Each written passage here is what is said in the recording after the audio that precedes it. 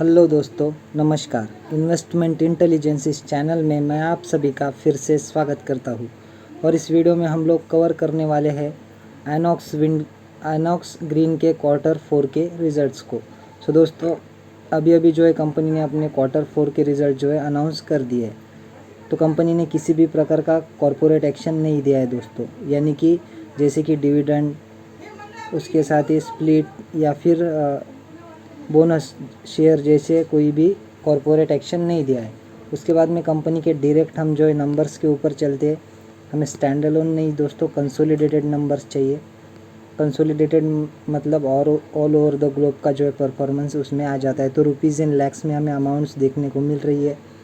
तो कई सारा कंपनी का रेवेन्यू फ्रॉम ऑपरेशन, तो इस क्वार्टर का रेवेन्यू है 68 करोड़ का। पिछले क्वार्टर में था 61 करोड़ और पिछले साल के सेम क्वार्टर में कंपनी का प्योर जो रेवेन्यू है जिसमें अदर इनकम इंक्लूड नहीं है वो था 52 करोड़ का। तो देखिए 52 करोड़ से कंपनी का रेवेन्यू जंप कर हो चुका है 68 करोड़ 38 लाख, और 61 करोड़ 13 लाख से जंप कर 68 करोड़ 38 लाख होता हुआ नज़र आ रहा है, अगर हम quarter on quarter and year on year की बात करें तो। उसके बाद में plus total income plus other income, यानी कि रेवेन्यू प्लस अदर इनकम मिला के जो टोटल इनकम होती है तो वो कितनी रही कंपनी की, तो वो है 97 करोड़। पिछले क्वार्टर में थी 73 करोड़ और पिछले साल के सेम क्वार्टर में थी 84 करोड़। तो 84 करोड़ की इनकम जंप कर quarter year on year basis पे, यानी कि साल दर साल बेसिस पे 97 करोड़ की हो चुकी है और 73.98 करोड़ की इनकम जो है 97 करोड़ की होती हुई नज़र आ रही है। इसको आप राउंडेड फिगर जो है 74 ही पकड़ सकते हो दोस्तों।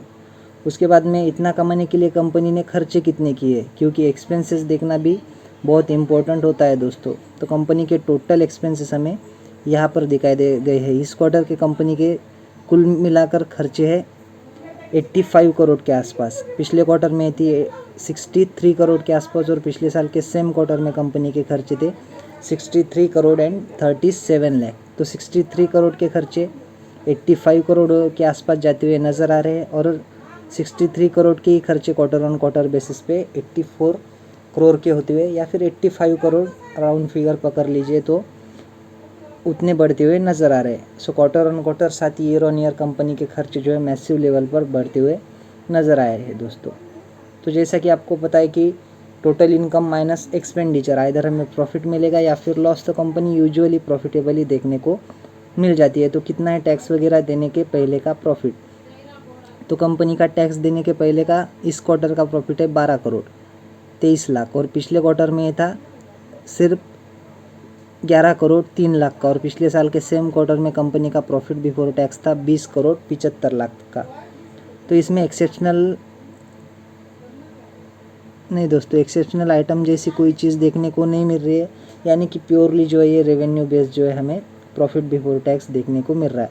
तो 20 का जो पीबीटी है वो 12 करोड़ 23 लाख का हो चुका है, यानी कि साल दर साल बेसिस पे कंपनी का जो पीबीटी है वो घटता हुआ नज़र आ रहा है। और 11 करोड़ का क्वार्टर ऑन क्वार्टर बेसिस पे अगर हम बात करें तो 12 करोड़ 23 लाख कंपनी का प्रॉफिट बिफोर टैक्स हो चुका है। इसके बाद में बहुत सारे टैक्सेस के एडजस्टमेंट हमें देखने को मिल जाते हैं और बाद में आता है दोस्तों फाइनल प्रॉफिट, जिसको कि हम प्रॉफिट फॉर द पीरियड और द ईयर भी कहते हैं। तो यहाँ पर आपको देखने को मिलेगा वो है लगभग 6.5 करोड़ के आसपास। पिछले क्वार्टर में था 5 करोड़ 19 लाख और पिछले साल के सेम क्वार्टर में था 20 करोड़ 60 लाख। तो 20 करोड़ का जो पैट है वो घटकर 6 करोड़ 44 लाख रुपए हो चुका है। और क्वार्टर ऑन क्वार्टर की बात करें तो 5 करोड़ 19 लाख का जो प्रॉफिट आफ्टर टैक्स है वो जो है बढ़कर 6 करोड़ 44 लाख होता हुआ नज़र आ रहा है। यानी कि इससे हमें क्या समझ में आया दोस्तों, तो क्वार्टर ऑन क्वार्टर कंपनी का जो परफॉर्मेंस है अच्छा देखने को मिल रहा है।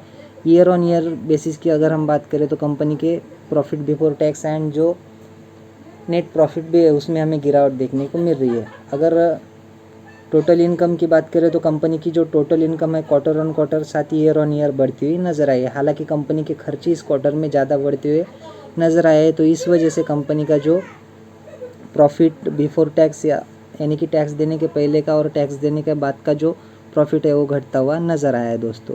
उसके बाद में देखेंगे कि कंपनी का ईपीएस कितना देखने को मिल रहा है, तो 0.70 रुपीज़ का कंपनी का इस क्वार्टर का EPS देखने को मिल रहा है, जो पिछले क्वार्टर में था सिर्फ 15 पैसे का और पिछले साल के सेम क्वार्टर में था 50 पैसे के आसपास। तो 50 पैसे का EPS 17 पैसे हो चुका है दोस्तों, और 15 पैसे का EPS बढ़कर क्वार्टर ऑन क्वार्टर बेसिस पे 17 पैसे होता हुआ नज़र आ रहा है। यानी कि यहाँ पर भी सेम जो है हमें सीक्वेंस फॉलो होता हुआ नज़र आ रहा है।